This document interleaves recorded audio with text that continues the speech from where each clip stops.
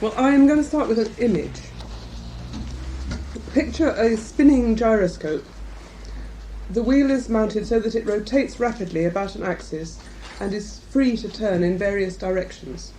The rotating wheel maintains its orientation in a fixed plane, regardless of the movement of the Earth. It is the quintessence of grace and control. The fascination of the gyroscope is that it is engaged in energetic and rapid activity, yet its quality is of stillness and stability. We are spellbound, impressed, even awed. The poise is perfect. Suddenly there comes an awful frenzied wobble, and the whole contraption crashes over on its side. The magic is shattered. It lies inert on the floor. I keep this image as an emblem of the addictive state of mind and the compulsive activities to which it gives rise. The addictive state, like a gyroscope, gives the impression while it spins of a self-sufficient, self-supporting system, static, apparently stable, independent of the normal forces of gravity. The logic with which an anorexic patient will justify her starvation brooks no contradiction. The conviction with which a gambler continues to depend on his luck defies all the evidence. The ritual connected with secret sexual perversions is compulsively protected, to give just a few examples. What is being protected is the tiptoe floating poise of a spurious psychic homeostasis. What is being defended against is the shuddering collapse into annihilation terror and suicidal despair, sometimes even actual death, like the abrupt demise of the gyroscope. As an analyst, one is at risk of being drawn into the addictive patient's enclosed, compulsive, spinning yet static world, in awful fascination, through strong protective identification, which often tends towards a process of acting out the countertransference. Anything or anyone attempting to touch the gyroscope or interfere with the closed addictive system is flung off fiercely by centrifugal forces. Analysis of the addictive state of mind often fails when analyst and patient together conspire to maintain the mesmerizingly motionless hold of the spin, or else they may succumb to the bleak hopelessness of the disabled gyroscope. That is, the loss of hope in ever replacing the collapsed delusional system with any rewarding enough reality. In this paper I will not be discussing drug or alcohol or any other substance addiction, in which the absorption of a toxic substance alters the physiology of the subject and causes a physical dependency. Rather, I'll be considering the psychological states of mind that drive addictive behaviour. I have encountered the addictive state of mind with patients whose symptoms appear in the form of eating disorders, compulsive sexuality, workaholism, pathological jealousy, fitness fanaticism, or an addiction to a prolonged, interminable analysis. Any of these patients might be included in the group whom Betty Joseph, in a classic paper, identifies as having an addiction to near death.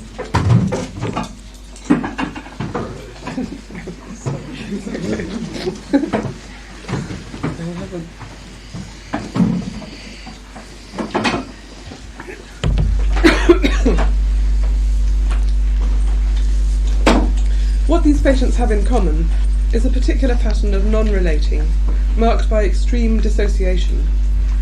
What I hope to demonstrate with the clinical examples that follow is the way in which patients relate to an addictive activity as a substitute for a relationship to an object. They all have a compulsion to self-destructiveness, often in the full knowledge of the pain and damage they inflict on themselves and others. Insight is not absent. It is a chilling experience to hear patients spell out in perfectionist detail their own psychopathology, sometimes even with its etiology and maintaining factors.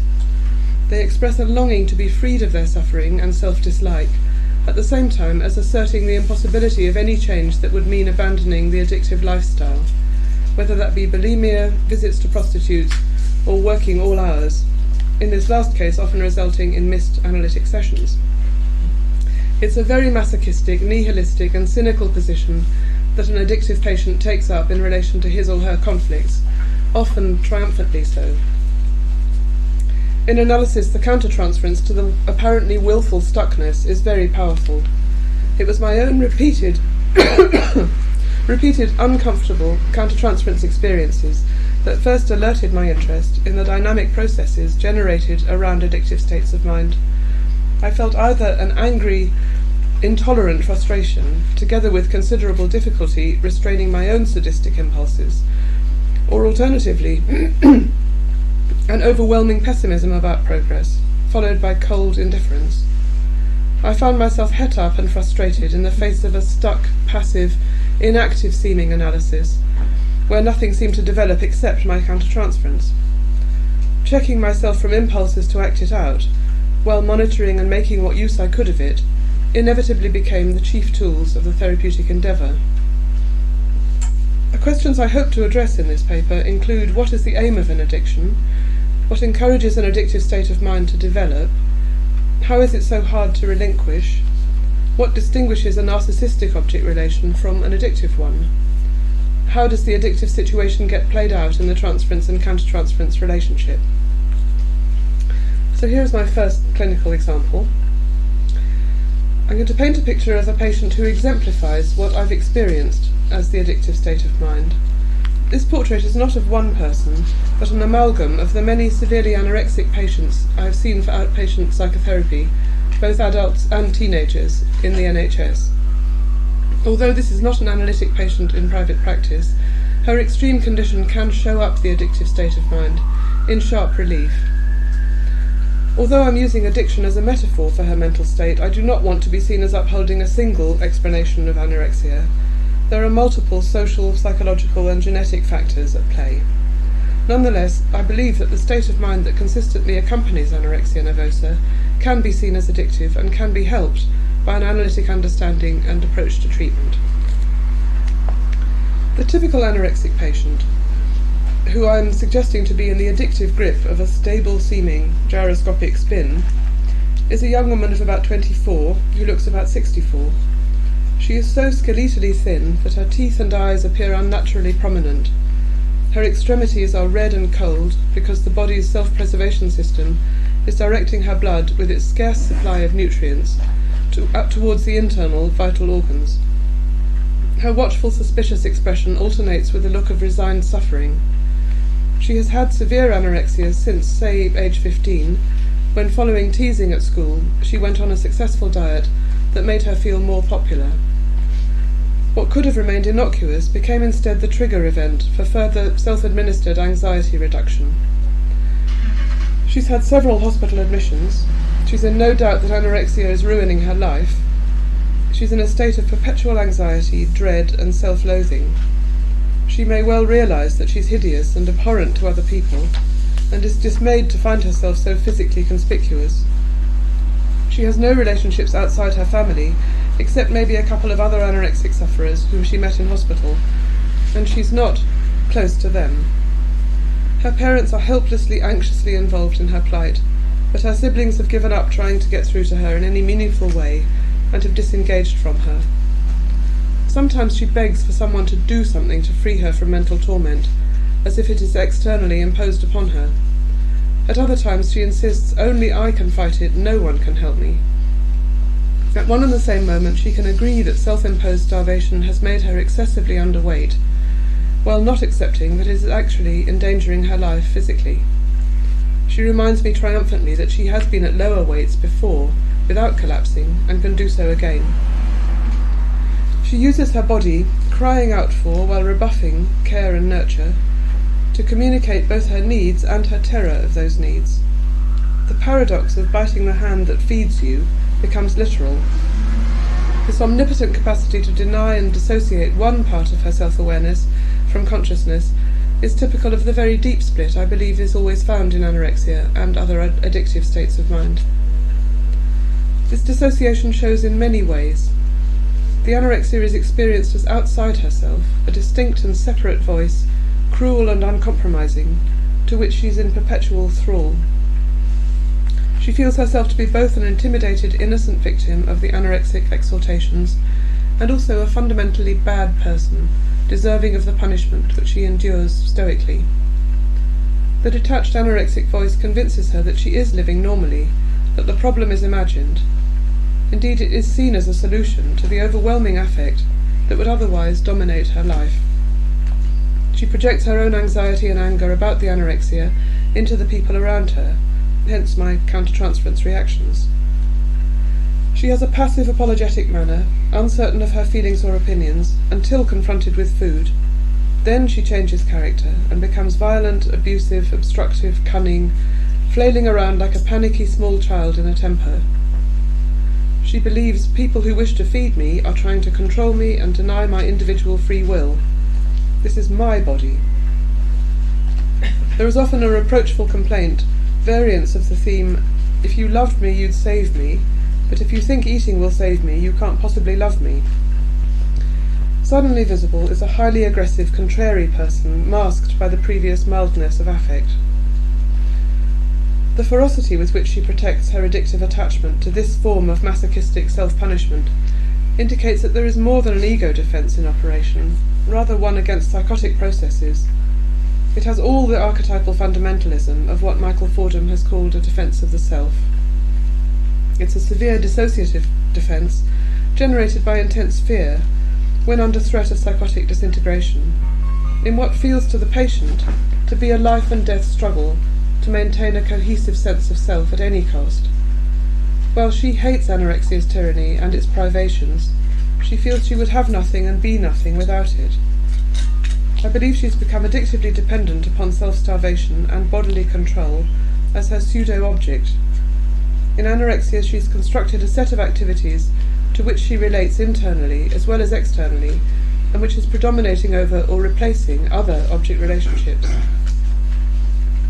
What is the powerful appeal of this pseudo-object?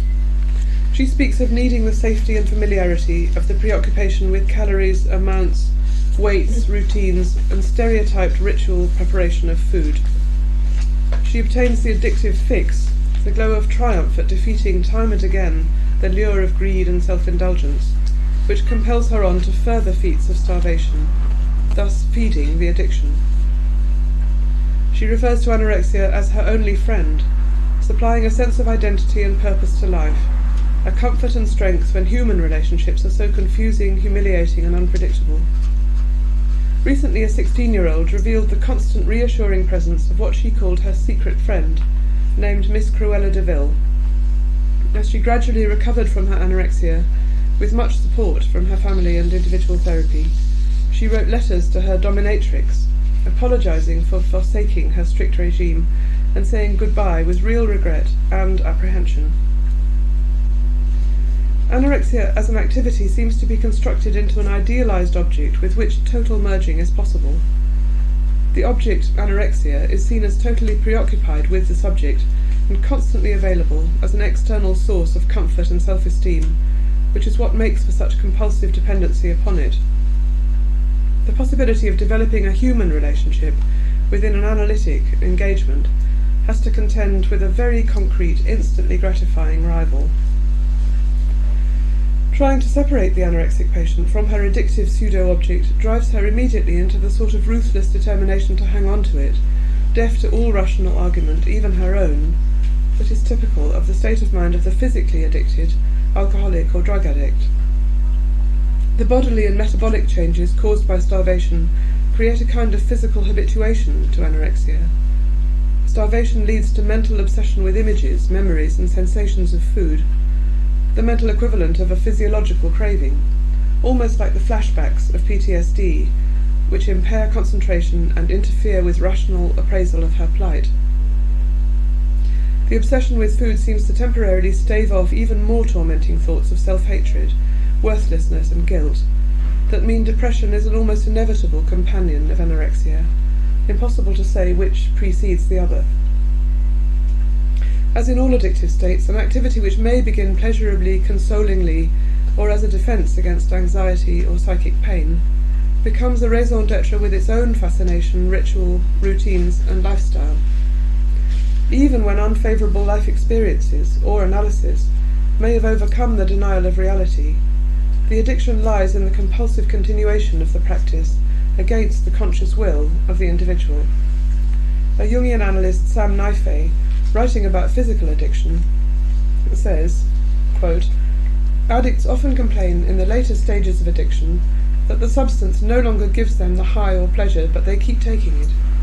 It seems that only the compulsion to use remains at that addictive stage.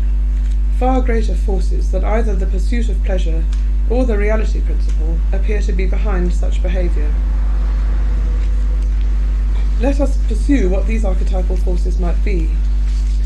Many authors, from Klein and Winnicott onwards, have written eloquently about the early defensive impulse to split and project unbearable conflictual affects, apparently a necessary scheme for ordering the chaos of infantile experience. Donald Kalshed describes how in extreme cases this dissociative impetus performs a protective self-care function in the psyche, a defensive reaction to some repeated childhood trauma that has overwhelmed the emerging ego and made psychic integration impossible. With ego consciousness so severely compromised, the archetypal shadow emerges and is given expression, often in the form of a daemonic, powerful figure dominating the patient's imagination. I think Mr. Cruella de Vil is one of these, personifying the addictive lure, offering the self-soothing illusion of regression to a conflict-free oneness where nothing ever changes. This oneness is, of course, in stark contrast to the hard work of psychological separation necessary for wholeness and individuation. While Kalshed talks in terms of repeated childhood trauma, it is not often the case that anorexic patients have had overt histories of hardship. More likely, the trauma has been obscure, unobserved, and cumulative. Innumerable experiences in infancy of inadvertent misfit or lack of mirroring in close-seeming families. Most anorexic patients would be described in the language of attachment research as insecurely attached, in the avoidant, preoccupied, or ambivalent categories. I find attachment theory's concept of unconscious internal working models and Daniel Stern's rigs, representations of interactions that have been generalised, useful in capturing the etiology of what has gone wrong in addictive states of mind. We can hypothesise a process whereby small repeated disappointments of relationship and containment give rise in the young child's psyche to the defensive construction of unconscious narratives in imagination and fantasy, designed to diminish anxiety and regulate emotion, and these are elaborated over time into distorted internal working models. This insecure attachment pattern leads in anorexia, as in other addictive states of mind, into a vicious cycle of intolerance of either closeness or distance in relationships, together with the strong tendency to dissociate. The awareness of separateness holds an unbearable terror. Anorexic patients will often convey a primitive longing for a totally reliable, merged state of oneness, without conflict or difference. This is experienced as a very concrete longing and seems to carry a fantasy of permanence and literalness, a merger from which the patient will never emerge. So, as the yearning exposes her to the fear of being totally taken over by the object, her anxiety moves over into a fear of total annihilation, a permanent loss of self. A need for food becomes emblematic of helpless dependence, and the awareness of the providing object's separateness brings painful envy and despair. The anorexic person, feeling neediness as an unbearable tension, unable to disentangle emotional hunger from bodily greed, deflects her dangerous desires away from her human object, almost invariably her mother, and projects her greed into the food. She has the delusion that her actual self is being gobbled up and swallowed down by the food if it is allowed inside her body. Any need of another person is felt as a loss of self-control and as capitulation to the person who could fulfill that need, who threatens almost to devour her. In other words, it's a terror of normal dependence. This claustrophobia prompts her to withdraw emotionally from the relationship to a safe distance, professing self-sufficiency. That is, a narcissistic flight. This in turn becomes a place of abandoned isolation and terrifying separateness, with extremely painful affects, leading full circle back to the longings for the safe, blissful union with another, the very feelings which usually prompt an individual to seek treatment. Where such helplessness and terror threatens, I believe an addictive state of mind may arise in an attempt to deal with horror in a specific way. Addictive practices take over the empty internal space, and it's this activity which then is related to internally as if it were an object. Rather the physical pangs of self-induced hunger than the mental pangs of need and loneliness in relation to an unfulfilling object. Starvation administered by oneself offers the omnipotent illusion of self-sufficiency of overcoming all appetites and bodily desires, of abstinence from all relating and dependence.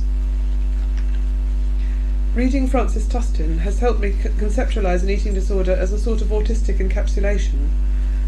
Her description of how autistic children make for themselves autistic objects to replace human relationships is, I think, very reminiscent of how anorexic and bulimic people use their bodies.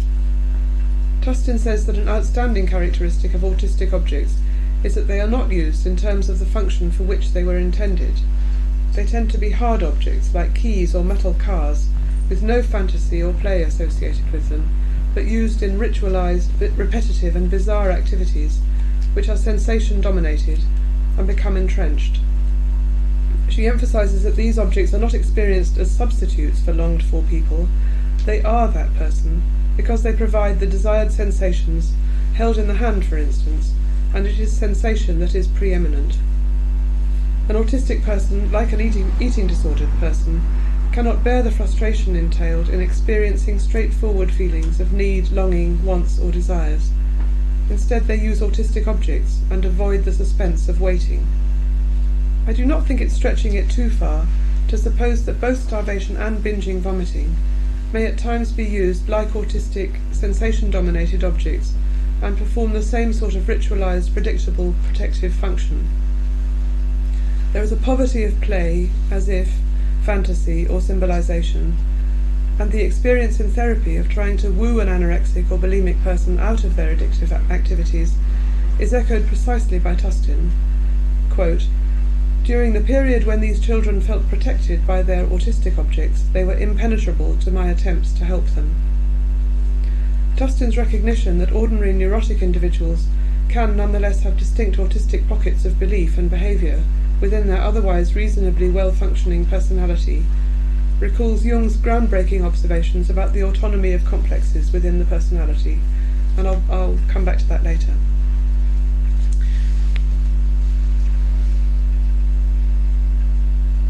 Now for my second example, clinical example. I want to describe a long-term analytic patient who, although very different, equally illustrates the addictive patterns, particularly their stuckness and compulsiveness. What follows is a summary from about 5 years ago when I first wrote about him. I've been seeing him for about 10 years. And since I wrote this in 5 years ago, I think he has made some progress, and I want to use the opportunity to update the clinical picture and to speculate what in the analysis might have helped him. So this is 5 years ago.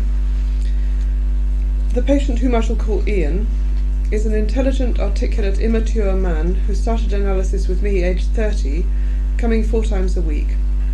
As an undergraduate 11 years before, he suffered a sudden disturbance of mental equilibrium, probably a brief cannabis-induced psychosis. This psychotic episode occurred in the context of his grave difficulties negotiating the transition from childhood to independence. I think he was defending himself with drugs and alcohol against too acute an awareness of something fundamentally missing in his sense of self.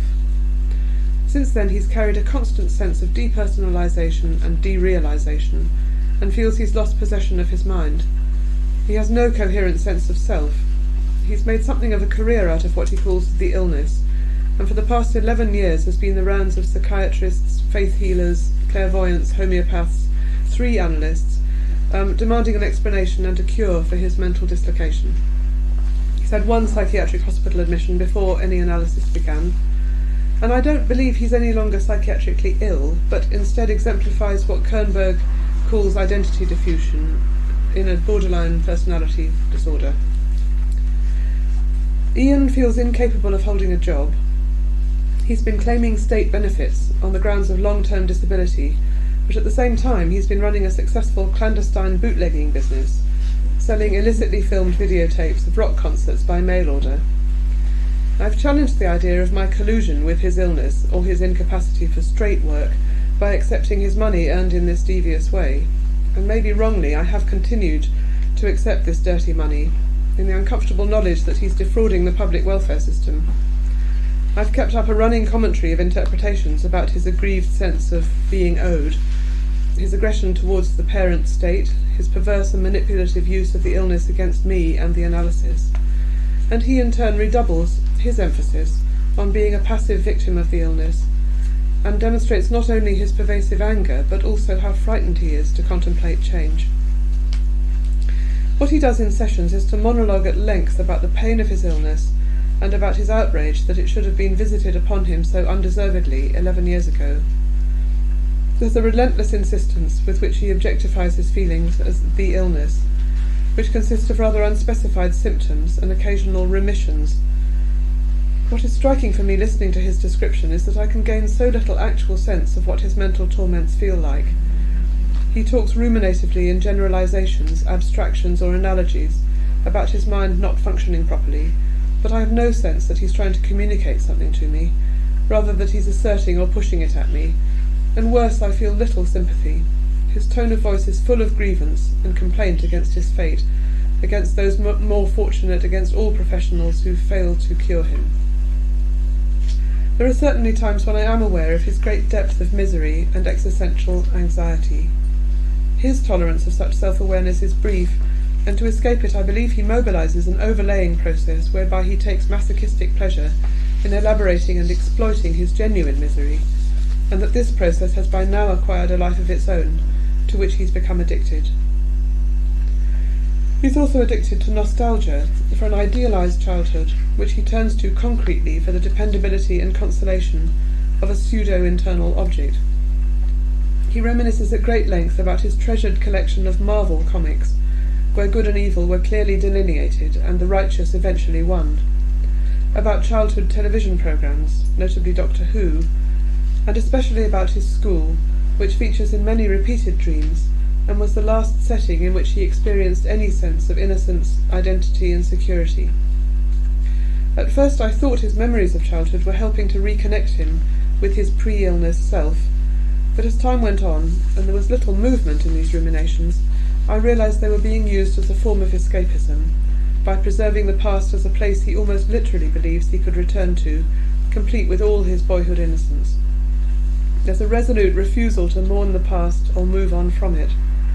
Any incipient state of mind in which he could consider his genuine loneliness and sexual desire, his sense of shame and incompetence compared to his peers, or his anxiety about his relationship with me, is consumed by the addictive state of mind. There's also a perverse sexual element that I believe is usually present in any addictive state of mind. For Ian, sexual acting out is a well-trodden path to which he's addicted. A sexual episode is often a negative therapeutic reaction after a session when we've got hold of more depression about his self-destructiveness and wasted life. He cannot bear this for long and gives way to a compulsive urge to phone explicitly sexual chat or dating lines, or else to visit prostitutes. The people he picks up, both women and men, have to be of a different race to enable enough dehumanizing and disowning in his mind. The sense of control he craves is expressed in his usual phrase, to make something happen. He says his innocent self has gone under to the illness, which has produced the callous state of mind that indulges in perverse sexual activity, which he cannot recognize as his own. With cynicism and cold anger, he takes his own control of the process of self-degradation and destructiveness. He talks about his promiscuous behaviour as a symptom, which will clear only when his mind has been recovered. Inside the spinning gyroscope of the addictive state of mind, he gives himself license to continue unchanged. The bodily relief of tension in orgasm restores him to a state of mental neutrality, and this, of course, reinforces the addictive fix. It's followed by a morning after hangover, the redoubling of despair and self-hatred, often elaborated into further sadomasochistic excitement in spelling out the horrors. He wallows in triumph that analysis has not yet saved him from his self-degradation. My interpretations fall on stony ground when I suggest that he's balking at doing the work of change himself, with its necessary acceptance of guilt and mourning, of resigning himself to the realities of the present. The passive aggression he shows in awaiting his delivery from affliction arouses a very persecutory countertransference in me, and I find it difficult not to sound disapproving or controlling. For several years running he set a date, his next birthday, for his suicide, unless by then I've offered him sufficient grounds for hope. He expects not oblivion, but a pain-free afterlife, to compensate him for the unjust suffering of the illness. He repeatedly interposes his suicide pact in the middle of our discussions to act as a soothing consolation for his misery and an escape from the rage and fear generated by relationships he cannot control. What he seems addicted to is the ruminative thinking about his suicide as a means of exercising power. It's also an attack on me as a real functioning analyst whose impotence he highlights. I've not yet felt the threat of actual suicide is very high. I think that risk will come if ever he allows the real depression to come through. The sort of circular, non-progressive, non-reflective telling of his tale over and over again, and the repetitive rationale for his indignation, are forms of not thinking. While listening to him on a number of occasions, I've had a specific and disturbing countertransference of not thinking, giving me a window of insight into his fragmented mental activity. As he talks, I struggle to stay alert, in contention with a strange bombardment of my own dislocated fantasies and almost hypnagogic images. He talks on apparently oblivious of my disengagement. I also feel a weakening of my will to keep on trying to make some meaning out of the experience. Through this repeated countertransference, I've come to think he uses his intelligence in a specific, cynical way, which amounts to abusing his creativity, by unpicking and then distrusting any spontaneous feeling or thought as nothing but a false product of the illness. What I'm emphasising is that this is a very active process of neutralising both his own and my reflective capacities. He fills his mind and mine with muddles, rather than face his fundamental depression and rage, and he's become addictively habituated to this spurious means of controlling pain, reality, and me. He retreats to it as a habit of mind, calling it his illness, in place of engaging with me or engaging with the other layers of his emotional experience in more real ways. Behind his monotonous talk and apparent passivity is a great deal of activity, reminiscent to me of the gyroscope's feverishly active stillness. Now here's the update, because that was Ian's situation 5 years ago. Now the update is that he's gone through considerable change, mostly in the past 2 years. He's now 41 years old, has been coming for over 10 years, so he's been ill for about 21 years, he would say. And he's recently reduced from 4 to 2 sessions a week, first to 3 and then to 2. I've often wondered about the length of the analysis, and whether it's being misused as another addictive fix to maintain the status quo, but lately I have a very different feeling about his engagement in our work. The transference relationship has inevitably reflected his impersonal detachment and lack of feelings, and it's always been difficult to put our relationship into the centre of the analysis. I've usually been a superego extension, in that most of his sexual acting out has taken place in the longer gaps between sessions, when he feels off the leash. There's been a gradual translation of this fact into a wary but growing acknowledgement of his dependence on me, recognising how he imports his addictive practices in place of missing me. But it is often hard to build on any acknowledgement of our relationship from one session to the next. The interminable aggrieved repetition of the story of his illness has given way to a different sort of storytelling, a slow reconstruction of the internal history of his feelings, which had remained so dissociated, but which are now coalescing around a firmer sense of himself. I've tried to help him bridge the chasm between his idealised pre-breakdown, innocent and happy childhood sense of self, that he'd kept encapsulated as a state he wished to return to, and the post-breakdown, ill, ruthless, unrelating sense of not-self that he wants to disown. His resistance to this deconstruction of the myth of his happy childhood has slowly dissolved, and I sometimes have a job stopping him writing it all off in denigration. He has been able to start examining the monolithic concept of the illness, and to wonder how he came to break down, aged 19. I think the work of reconstruction has been instrumental in helping to restore a sense of his core self, the continuity of being that Winnicott describes as essential for unit status to develop. This renewed narrative is slowly transforming his attitudes and feelings in relation to the childhood experiences. Very significantly, Ian no longer feels mad, and his disorganisation of thought and behaviour is now almost non-existent in sessions, and likewise my confused and can't be bothered countertransference has gone. What emerged was the picture of a young boy whose difficulties foreshadowed his later breakdown. We've imagined together that in childhood his panicky intolerance of change or waiting and his omnipotent defence were never really contained or challenged by his parents. His emotional outbursts were more manipulative than communicative and were never worked through at the time. His apparent non-reaction to his parents' divorce when he was 12 nonetheless pushed him deeper into the cocoon of his mother's rather paranoid, depressed, yet cosy, indulgent world. He seems always to have resorted to fantasy and dreaminess rather than engage in the rough and tumble of the outer world. He now feels that some sort of breakdown was inevitable as he left the encapsulation of his childhood home, terrifyingly unprepared for the negotiations and compromises of adult life at university. In the last 2 years he's also told me, and told himself, much more about a guilty secret. He experimented sexually from about age 10 with a girl whose parents had pornographic magazines that prematurely exposed him to explicit sexual knowledge, excitement and disgust. The tension, bewilderment and guilt of sexual arousal, together with his pre-existing inability to bear frustration, led him into aggressive, demanding behaviour with this girl.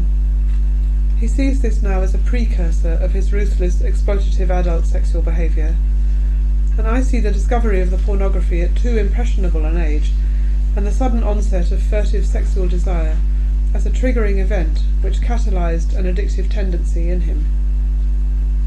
Like now, he kept those compulsive shadow feelings completely divorced from his day-to-day perception of himself. He believes now they developed as a perverse consolation for his unrealised depression about his father's rejection of him when he left the marriage. In an attempt to hang on to a sense of identity, he'd constructed a closed system by investing all events in his life with an imagined grandiose destiny in an overarching larger scheme of things. This benign archetypal power then turned to the opposite pole after his breakdown, so that his bad luck was conceived as a malignant conspiracy against him. He still talks as if to an abstract someone in control inside him, angrily and defiantly arguing with an authority about being allowed to indulge in sexual escapism in compensation for his years of deprivation. "Where's mine?" he enviously demands. And he's only recently recognised and only partially relinquished this primitive personified fantasy, but our work together has made him more interested in this sadomasochistic habit of mind, and more heedful of its dangers. He has at last experienced some genuine depression and self-recognition in putting the reality of his childhood self into perspective and mourning the lost years of passive illness. This work of mourning has been essential in beginning to bridge the deep division in his psyche and in replacing his sense of meaningless emptiness with the beginnings of an embodied emotional and above all moral self, where his anger can find a more wholesome place. He's now painfully conscious of his undeveloped capacity for empathy in relationships, and feels shame, but not yet guilt, about exploiting others and himself sexually.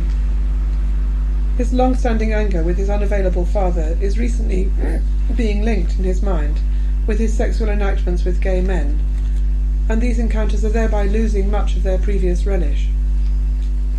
An important development is that he's managed to have a more real and rewarding relationship with a woman, Susan.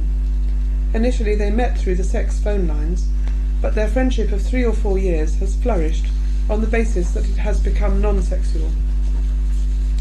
Meanwhile, the addictive sex remained split off and manifested in increasingly extreme forms.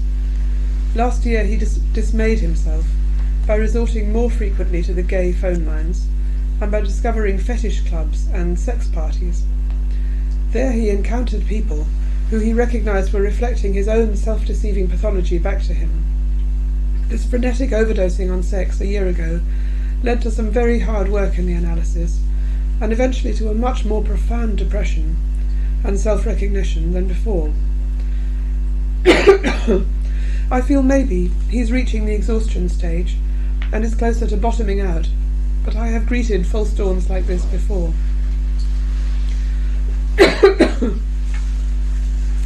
One would not expect his addictive sexual behaviour to have disappeared, but it has become less compulsive. some psychic space has opened up to allow him more consciousness and choice. The idea of addiction struck him anew and has helped him to take an observing ego perspective on himself. His previous expedient of confusing his mind with muddles and not thinking no longer works. He's been able to take satisfaction in deferring impulses to action, and more often keeps his two sides, the self-respecting and the ruthlessly addicted, simultaneously in mind. This reduces the mindless buzz and thrill of the addictive practices. Recently he told me how he resisted an urge to throw himself away in gay internet sex by conjuring up the images of Susan, me, and his mother. He felt we were inside him as bulwarks against his harsh self-destructive side, and formed a part of his self-recognition which he could not square with such activities. This was, I think, the cognitive beginnings of internalisation of good internal objects. He's also finding a new satisfaction in small achievements and can work with some hope towards a realistic future, where before he saw none at all except in the afterlife. He has started courses at a further education college and has designated the end of this year as a deadline for coming off benefits and finding straight work. I'm not holding my breath, but these are new aspirations. I'm also encouraged by his increasing tolerance of true depression about his life. I feel gradually his sense of a core self with his own ethical integrity has been gaining strength. There is a marked change in my countertransference as I now feel warm respect for his slow effort to relinquish being aggrieved and instead grieving realistically for what has gone wrong. A sense of mutuality is growing between us, but I'm not yet a whole person for him in the transference, and certainly not a sexual female. The main change for me has been in watching his addictive clinging to the illness and mindless escapes, turning slowly towards an internal acceptance of his own responsibility for maintaining his self-worth and moral integrity. What are the elements that have started some change in the analysis? I do feel the slow work of imaginative reconstruction of his history has been very important to him in gaining some freedom from the grip of his old fantasy narratives. In terms of our transference relationship, it has been almost imperceptible how he has let me have some value for him. But I believe that while he could not or would not think for himself, he was unconsciously internalising what attachment theory would call my reflective function. Jean Knox has written helpfully about this vital developmental interaction between mother and baby. For reflective function to develop, the infant also has to internalise the parent as someone with a mental image of the infant, a parent who sees the infant as someone with a mind and emotions. It is the parent's mental representation of the infant which is internalised, allowing the infant to find him or herself in the other. If the parent fails in this respect, the version of itself that the infant encounters in the parent's mind is that of a physical object rather than a person, with a mind of his or her own. End of quote. I believe the analysis has been doing some slow repair to Ian's internal working models and building up his capacity for owning and bearing the contents of his mind. Theoretical discussion I will zip through. I realise that the anorexic patient is not an analytic patient, and I hope I'm not comparing the two examples falsely, but I think I can generalise a little. Patients often say they're presiding over a sort of civil war in the mind between two widely split impulses, often personified like Miss Cruella de Vil, that bitch in my head. Rosenfeld and Meltzer have been influential in writing of this conflict between two parts of the self. One is a split-off, aggressive part of the patient, which Meltzer names the tyrant, and Rosenfeld compares graphically to a mafia gang, which ruthlessly dominates and controls another vulnerable, persecuted, submissive part of the patient. In Rosenfeld's description, the gang part is not only actively sadistic to the masochistic victim part, but imprisons it and will not let it escape, demanding allegiance to the gang's cruel nihilistic philosophy, seeking to destroy all the victim's hope for life beckoning outside. They both write of the patient being addicted to a bad part of the self, under the influence of the death instinct, that represents an internalised version of some early repeated actual traumatic situation. I'm not sure if this picture of a splitting of the self into good and bad parts which then engage in an internal object relationship, is quite sufficient to satisfy my own experience of being with addictive patients, or to explain why addictive practices gain such domination over the whole life of the patient. When I'm with certain patients, I do not feel as if I'm encountering a mafia gang or tyrant part of them. Rather, I'm aware of his or her capitulation to an all-encompassing state of mind, with accompanying activities which offer excitement and gratification as well as suffering. Often patients are completely given over to an addictive attachment to anger and grievance, or to a fixed, irredeemable status quo, that the past must reproduce the present, even in the light of experiences to the contrary. I often find sympathy for the person of my patient, and feel a wish to separate the person from his or her compulsive state of mind, rather than fight battles with, for example, the so-called ill or bad part of Ian. It's his overall surrender to an escapist, self-destructive state of mind that needs to be completely stepped outside of, rather than fought from within the solipsistic system.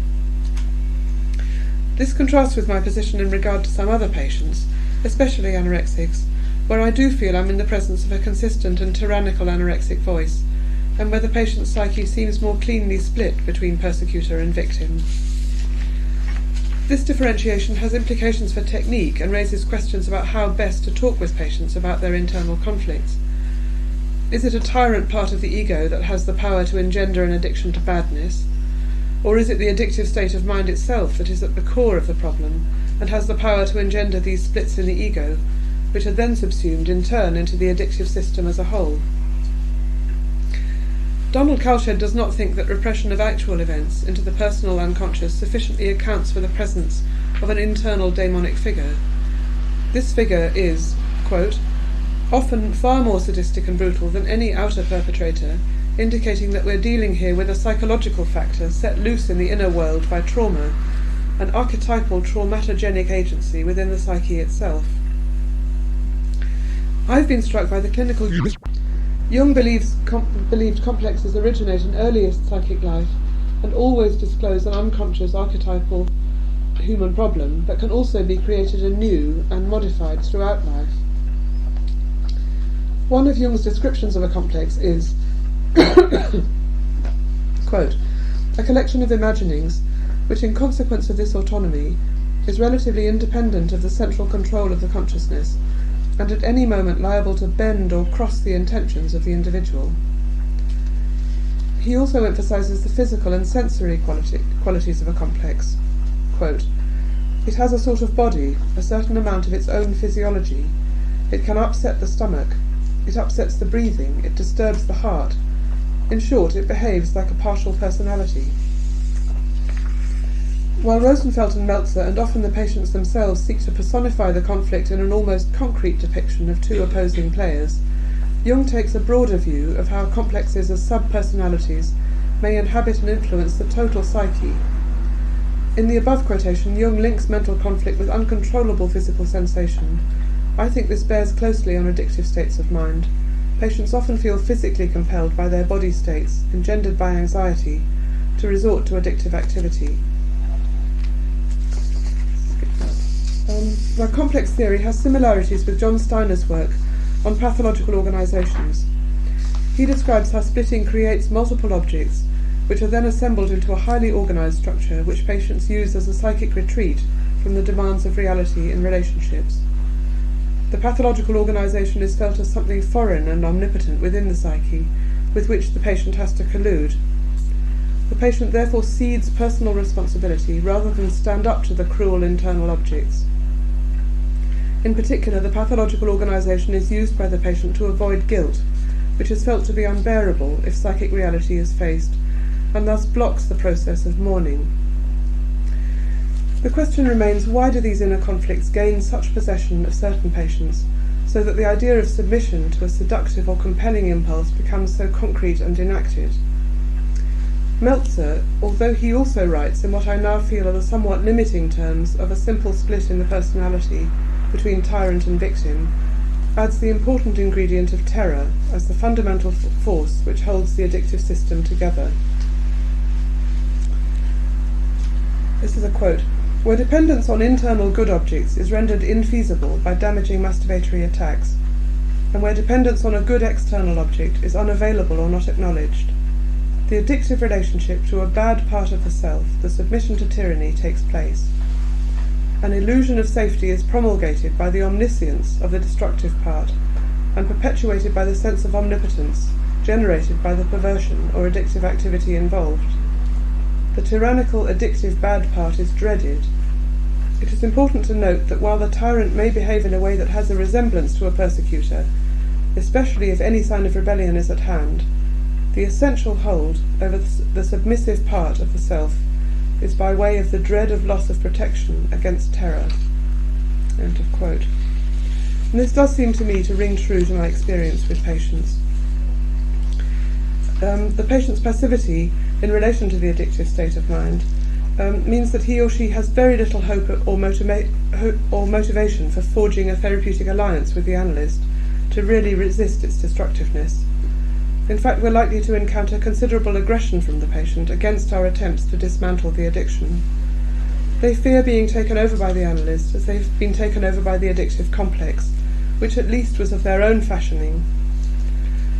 There is usually angry resistance to what are seen as efforts by the analyst to promote forgiveness and reconciliation with abusive or abandoning inner objects. The addictive patient, aware of but intolerant of the feelings, seems frequently to need to deny the hurt, and instead turns the hurt around so as to take command of inflicting pain themselves. This devious rewriting of reality involves the capacity to lie to oneself, and will inevitably seek to draw all relationships into the lie in an exploitative way to maintain the denial of reality. Cowshed sees this as an archetypal defence of the self, a manifestation of trickster forces, the seductive voice that promises protection of the vulnerable self in a self-care system. As Steiner says, the patient seems not so much to destroy his insight, but rather turns a blind eye to it, and may then become involved in a complex cover-up of the truth. I find myself as an analyst exposed to many invitations to join or collude with the addictive state of mind, usually in the areas of acting out the sadistic countertransference, neutralizing terror of abandonment, or conceding to the pervasive despair. One often feels the analytic relationship is being secretly used to maintain the stuck addictive system and the avoidance of pain and fear, although ostensibly change is on the agenda. Individuation, the archetypal process generated by the self, which pushes for integration of dissociated and shadow parts, is severely obstructed by addictive escapism. Jung looked for teleological purpose of symptoms, and in some sense welcomed the problems that working with the complexes brings to light. Complexes, Jung says, can either act as obstacles or as an incentive to greater effort, and so perhaps to new possibilities of achievement. Naifeh's paper on physical addictions specifically links despair and the abandonment of the self with the spiritual recovery of personal values before the addiction can be relinquished. For the analytic relationship to be a strong enough container, genuine human contact and authenticity of feeling within the relationship has to develop on both sides to counteract the total devotion to the addictive behaviour, the spell of the gyroscope. This is a hard task. In relinquishing the addiction, which has taken up so large a part of the person's existence, the patient is obviously going to feel a depletion of the personality unless he or she can stay long enough with the analysis to experience the benefits of relating to a real person instead of to a concoction of omnipotent fantasy and masochistic excitement, which has been put in the place of relationship. Although a sense of continuity of being into a more real future can now develop, the loss of the addiction and all its consolations is likely to bring severe depression and suicidal wishes, as real loneliness and yearning for relationship, together with clarity of thinking, enters awareness.